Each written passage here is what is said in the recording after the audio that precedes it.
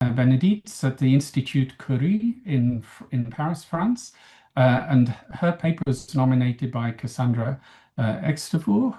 And Benedict is going to tell us all about evolution of a novel left-right asymmetry in organ size by co-option of a tissue rotation process in Drosophila. So over to you. Thanks for the introduction. So, hello everyone. So, indeed, I'm Bénédicte Lefebvre. I'm currently postdoc in the team of Alison Bardin at Institut Curie. And today I will present you a work that is related to the work I did during my PhD in the lab of Virginie Courtier-Ogogo at the Institut Jacques under the supervision of Michael Lang. And I would like to thank the editors for giving me this opportunity. So, we worked on evolution of a novel left-right asymmetry in organ size by co-option of a tissue rotation process. So, as you may know, left-right asymmetries evolve independently several times in animals. So you have here some example. For example, we can see here the claws of the shrimp and crab, the coiling of snails, the shape of the flatfish, or the beak of the finch. And these asymmetries are quite common. And in particular, the lab of Virginie, we were focusing on genitalia. And we were focusing on genitalia because they are fast evolving organs which lead to a great diversity of morphology among animals. So you have here example of different male genitalia from different kind of animals. And interestingly, in genitalia, left-right asymmetric forms also evolve several times. So you have here in the bottom picture some left-right asymmetric male genitalia that are kind of variation from the symmetric form you see above. And in the lab, we focus more particularly on a species which is called Drosophila pacea and which has interesting left-right asymmetric genitalia. So on this picture, you can see a ventral view of a male Drosophila pacea, and you can see here its genitalia. And if we get a closer look on it, you can observe here and there two asymmetric structures that we call lobe, with the left lobe being longer compared to the right lobe. And these structures are not present in the sister species. Interestingly, in this species, the flies also adopt an asymmetric mating posture. So on this picture, you can see a copulating couple, the male here and the female is there. And if you look at the midline of the body of the two flies, you can observe that the male is shifted toward the right side relatively to the female midline. So in this species, we have both genitalia and asymmetric mating posture. And if we have a look at the closely related species of Drosophila pacea, so they diverged in the last 3 to 6 million years. And if we look at the dissected genitalia of Drosophila acanthophora or of Drosophila anoptera, we cannot see particular left-right asymmetric structure in the outer part of the genitalia, and we don't see lobes. So our main question was, how do new asymmetric structure evolve? And in insects, there is an hypothesis that has been proposed to explain such evolution, which is that change in mating posture might cause the evolution of left-right asymmetry genitalia in males. So the idea is that changing from a position where the male is below the female towards a position where the male is above the female might lead to left-right evolution, either compensate a mismatch between female and male structure, or because left and right side of the genitalia assume different function, or either because we have one side reduction of the genitalia. So in this hypothesis, it's proposed that it's a change in behavior that will drive a change in the genital shape. But of course, we can also imagine that a genital shape change might lead to an asymmetric mating behavior.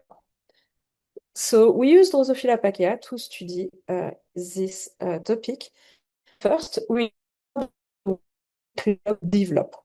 So to investigate that, I dissected flies of the a picture of this male genitalia I did DAPI staining that you can see in gray and phosphohistone H3 staining that stain mitotic cells that you can see in green. And in the bottom row of picture, you can see the two lobes that are highlighted in color. So the left highlighted in blue and the right one in red. And so you can see that lobe developed between 24 and 48 hours after pupa formation. So then, to be a bit more precise, I quantify the number of nuclei per lobe over the development. And this is what you can see here. So what we observe is that both lobe, we have an increase in number of nuclei in both lobe between 24 and 36 hours after pupa formation. And then we find a stable number of nuclei in both lobe with about twice many more nuclei in the left lobe compared to the right lobe. So then we add per lobe. And this is what you can see. Between 20 and 30 hours of information, but we did not detect striking differences between left and right side. So either we measure tissue, this kind could also rely on differential tissue recruitment from the neighboring tissues. So then we focus, interestingly, we focus on another asymmetric process. So in flies, in Drosophila melanogaster, it has been characterized that the development, male genitalia undergo a full clockwise rotation, which is what so you can see here. So as it is male genitalia and it takes place during the same developmental period, the pupal stage, we wonder when does this event occur in Drosophila pacea relatively to the asymmetric lobe growth. And this process is conserved among fly species. So to investigate that, we decided to develop transgenic Drosophila pacea, fluorescent membrane marker, which is a truncated decaderine fused to YFP. So in this picture, you can see a close-up of male developing genitalia. You have here, for example, the two anal plates, and you can distinguish individual cells thanks to this decaderine marker that stains the membrane. So we use these transgenic flies to monitor both lobe growth and the genitalia.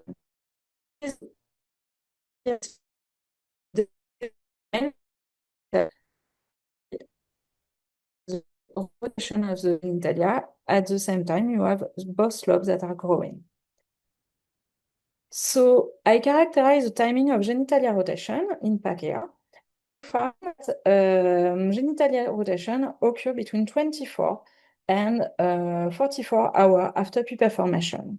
And this is interesting because this is a of time when we have the asymmetric lobe growth. Two asymmetric events take place in the same period of time. So then we were wondering there might be a functional link between these two events.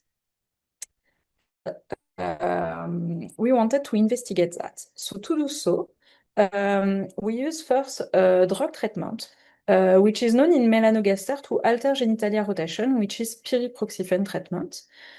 So on this picture, you can see the adult male genitalia of a fly that has been treated by control by solvent only. So this is a control fly. It has wild type asymmetric lobes. And these are genitalia of adult has been treated by pyriproxyfen. So you can see here that we alter the completion of the genitalia rotation with this drug. And now if we dissect and look at the lobe length of this individual, so you have here the lobe length of control that are asymmetric with a longer left lobe, while if we look at the lobe of the individual treated by pyriproxyfen, we have shorter lobes, and looking at the ratio of the lobe, we have also less asymmetric lobes. So by altering the completion of genitalia rotation, we have flies that have shorter lobes and less asymmetric lobes. However, this drug can have also some side effects, so we wanted to use another way to alter genitalia rotation. And what we can prove is that the direction of the genitalia rotation is directed by MUO1D, and MUO1D counter.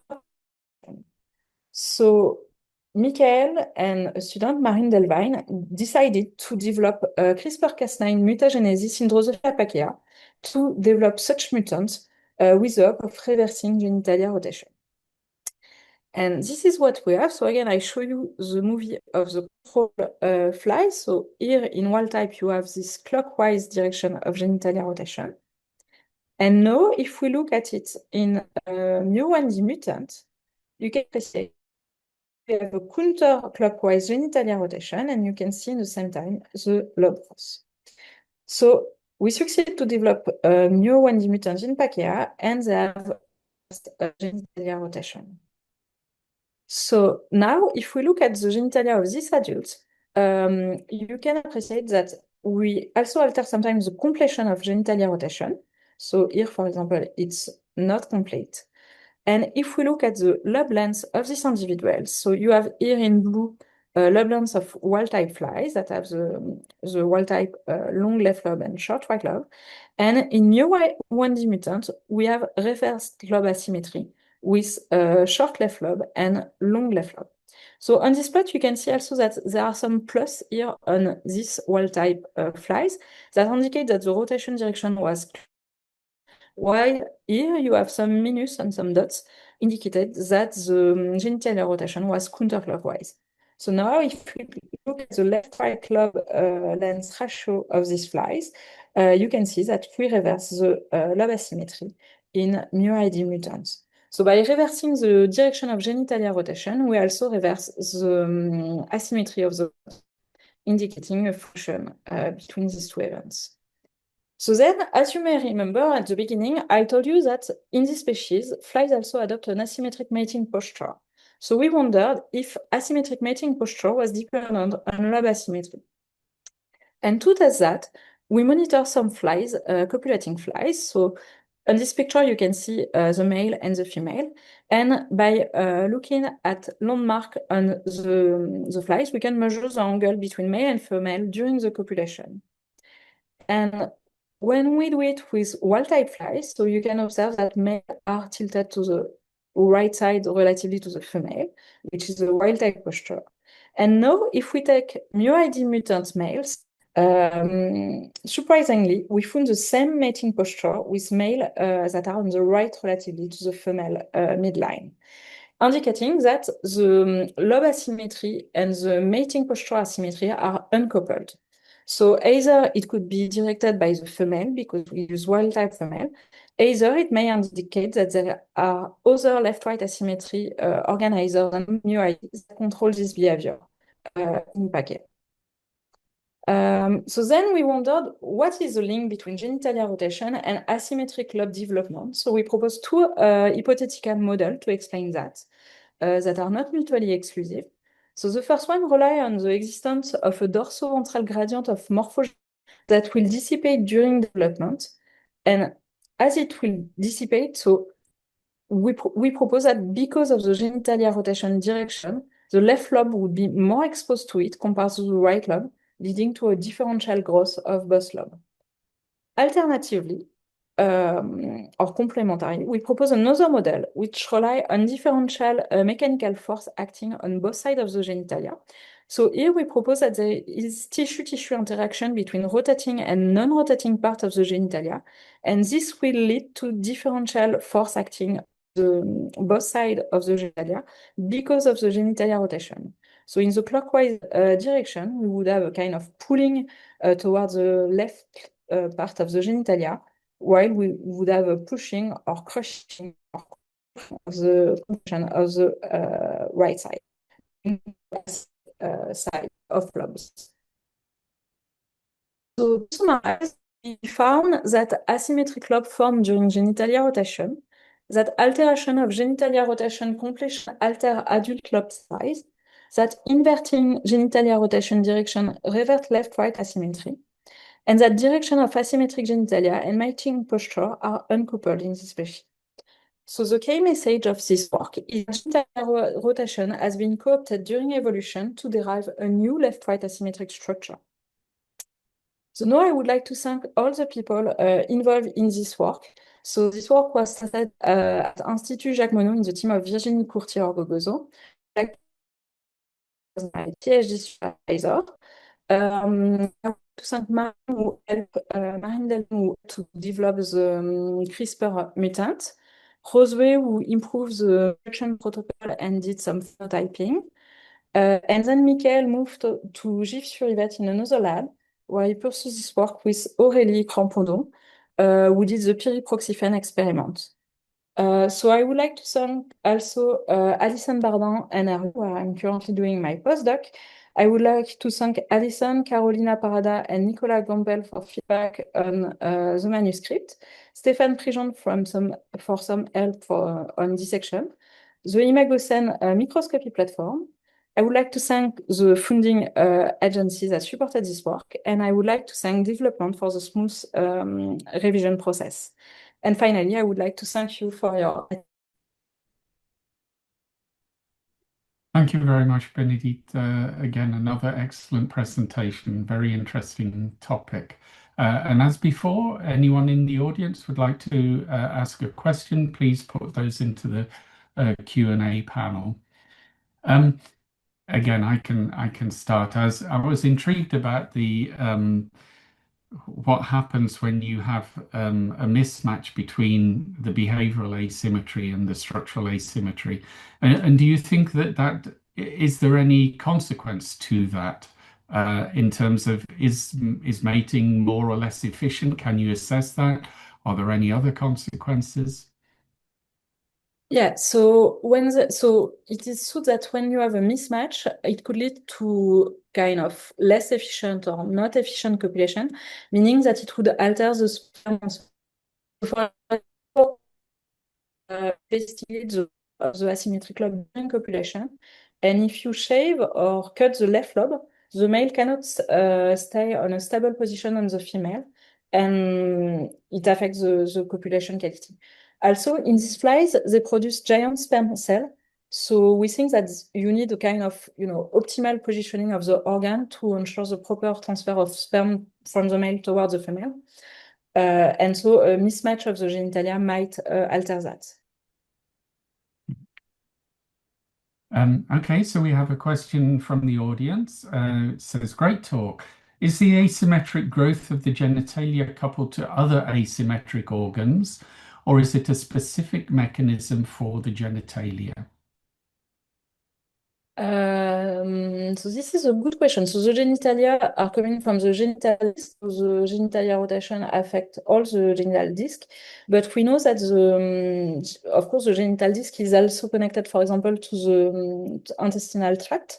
And for example, this genital rotation triggers of the digestive tract in males that does not exist in female, of course. And in UID mutant, it has been reported that you have also an inversion of this loop of the around the digestive tract. I don't know if it answers the Yeah, question. that's clear. At least there is this that in the coupled. Yeah, thanks.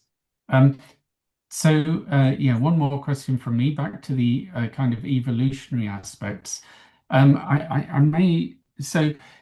I was intrigued by the whether you have asymmetric or kind of lateralized copulation positions in related species. Is the kind of if you get the asymmetric genitalia, is that kind of linked tightly to the asymmetric copulation position, or can you have asymmetric copulation with symmetric genitalia?